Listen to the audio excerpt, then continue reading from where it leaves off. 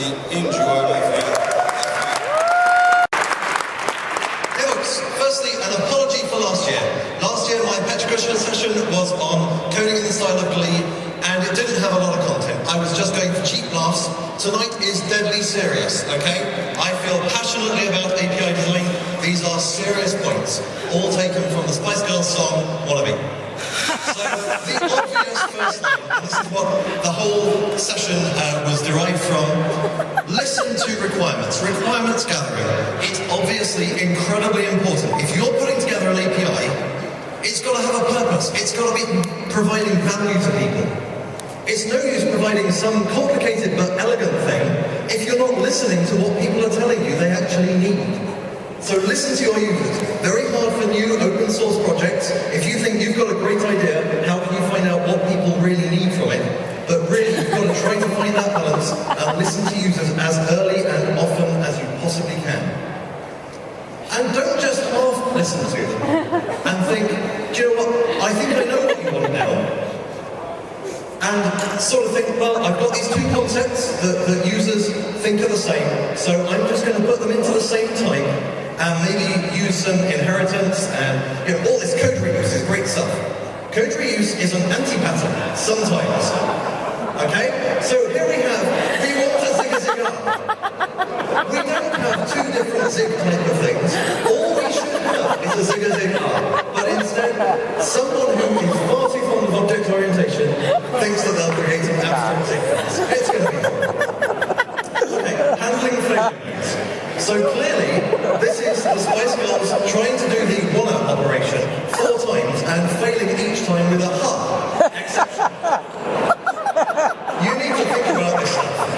The success path is important, but it's really important that you know when you're going to fail, why you're going to fail. If it's your user's fault, let them know. There's loads of different ways that you can approach this, but it's impossible if you don't take it into account to start with. You've really got to think about this stuff and document it. It's all about making it clear to the user. Okay, so sometimes we all make mistakes. And APIs that have gone before will probably have made mistakes. Coding conventions on the platform you're using will have made mistakes. So what are you going to do? You can follow the existing convention and be comfortable for your users, but provide a somewhat broken experience. Or you can break the mold. And as you can see, platforms have the same problem. So the .NET designers said, hey, we want to be compatible with Java, we'll make all the same mistakes they've already made.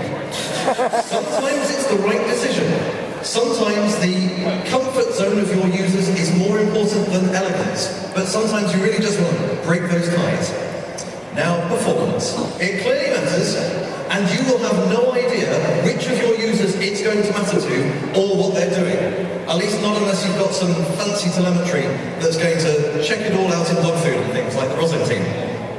But it will matter, and you're not going to know how, so you've got to benchmark. I'm not saying micro-optimize everything.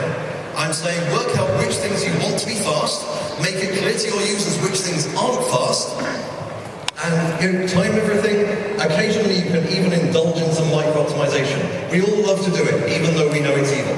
But just occasionally in API design, it's fine.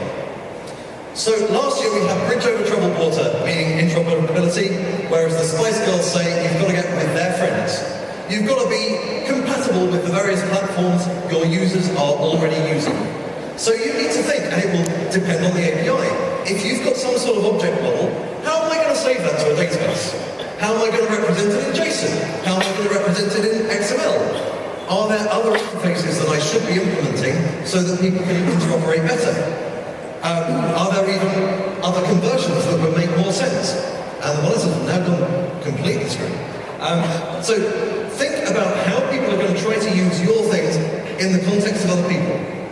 Now, versioning, backward compatibility, and support. These are 3 of my favorite things. I'm sure you love them too. Okay, it's horrible. You will have made some mistakes. How can you change your API without breaking everyone? Everyone will have a different strategy for this, but you need to be clear about what you're going to do beforehand. I would urge you not to go down the Java util date route of saying, we're never actually going to take away anything. We can mark it deprecated, we'll never take it away. No. Work out when you can have clean breaks to rectify the mistakes of the past. I would highly recommend going to semverbal.org, learn about semantic versioning, apply it, on you go. So, it's easy to get users to try something once, but you've got to make sure it's love at first sight. Okay? So, after your users downloaded something, what do? If you've just given them an API reference, they're lost, they're at sea. You've got to give them tutorials, guides, get them into your head, make them understand why your API is designed the way it is, and then give them support on Stack Overflow, mailing lists, etc. Make this a glorious experience for them. And remember, they're coming from nothing. All they've got is what you will provide them. So, earlier on I said about listening to requirements. And in Wannabe, we hear loads of different requirements from different girls, apparently. I don't understand half of these requirements. I hope that the Spice Girls do. Sometimes you will get contradictory requirements. Remember, it's still your API. You get to decide what will happen with it. Don't be afraid to occasionally say no.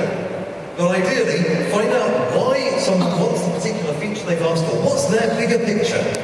Imagine you're answering a Stack Overflow question about how to get them there. How can your API evolve in a way that you're comfortable with that meets their needs? And I have no idea about this. It may be an HTML thing. I clearly still have a lot to learn from the Spice Girls. So maybe if you understand this, tell me. So now all I have to say is, hip hip cheerio, toodaloo, chops away.